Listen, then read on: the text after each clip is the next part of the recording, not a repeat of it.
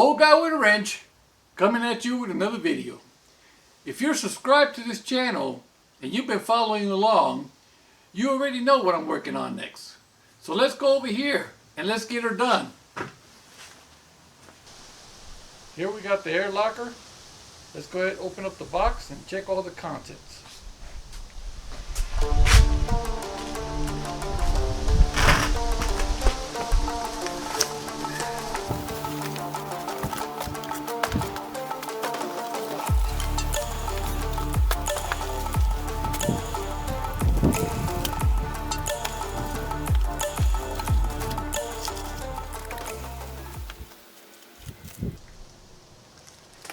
This is actually incredible. This air locker actually comes with instructions. Alright, let's see what we got. We got the air locker assembly right here. Got some zip ties. Got the solenoid. We got front and back switches. I'll be using just the back one. We got the air hose. Seal housing assembly. And we got these nipples in here so we can install for the air. Looks like we got everything here ready to go. I highly recommend if you get a part with instructions that you read it and you take your time. Alright, let's go ahead and dismantle this third member so we can get this air locker in here.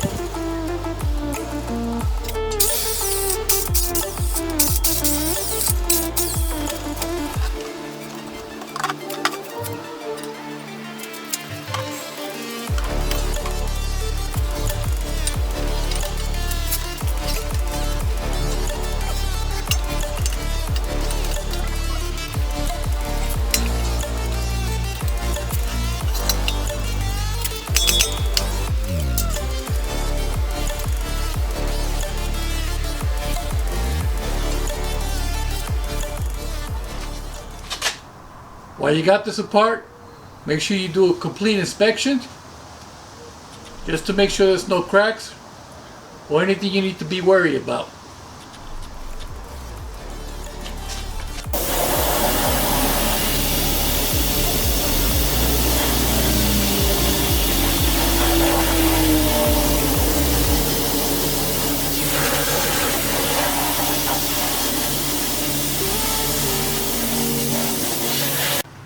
Alright, I'm here with Mark at Great Finishes here in Black Forest, Colorado. I'm going to tell you a little bit what he does here. I media blast hot rods, any metals, any woods, and I'm here to take care of some Suzuki parts today from our friend here. And so it takes powder coat or paint, and we'll show you before and after.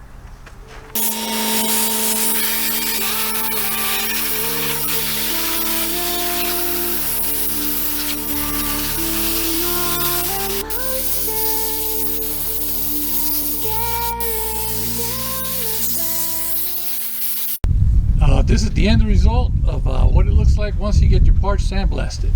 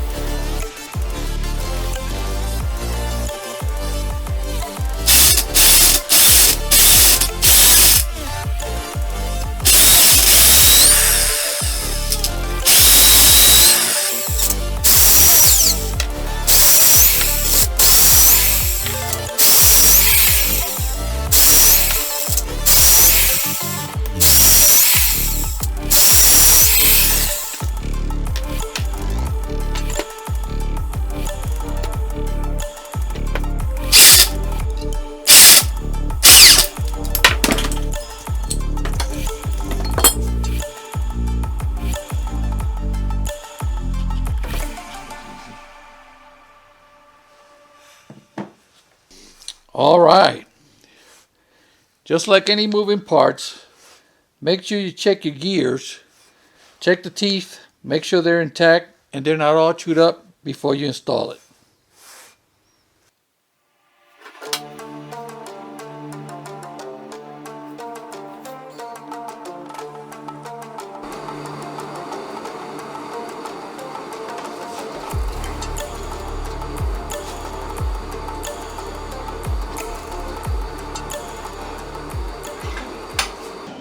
Alright, while you're here, putting these bolts back in here so you could attach the air locker to your ring gear.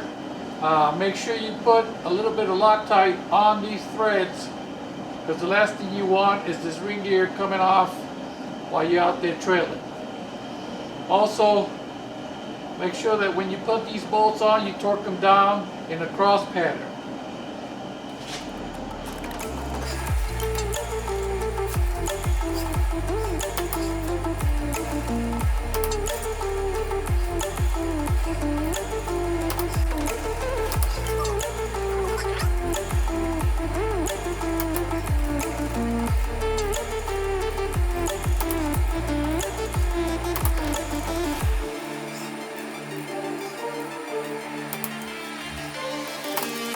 Alright, I completed the first pass.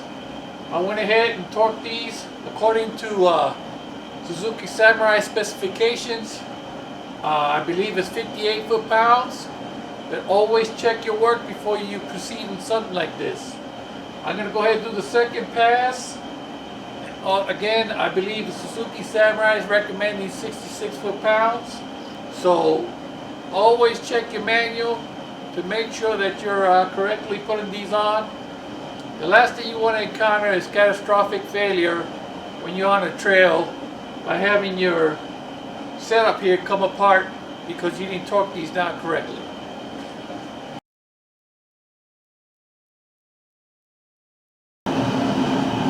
Alright, before you assemble this gear, make sure you check it completely.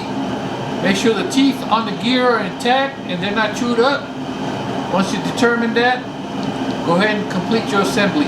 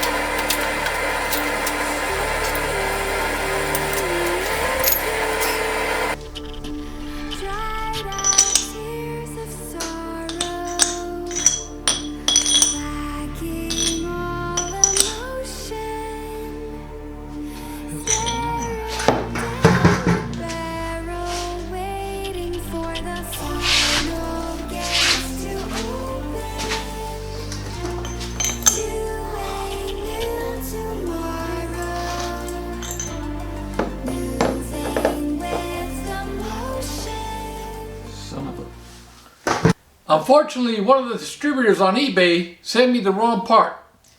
So you know what that means. Delay, delay, and more delays. On a brighter note though, I finally hit 100 subscribers. So I want to thank you out there, whoever you are, for subscribing to my channel.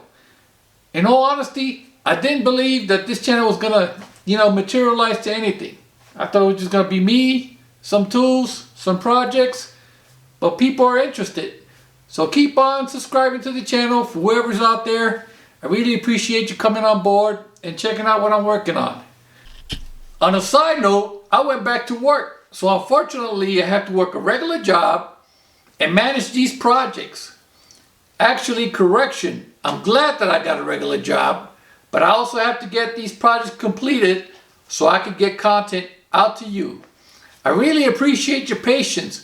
Stick with me and we'll get this stuff out to you guys. Actually, there's no we in here. It's just me my tools and these projects in this garage. But in the meantime, while I wait for the new part to come in and I figure out my next move, like always, keep wrenching.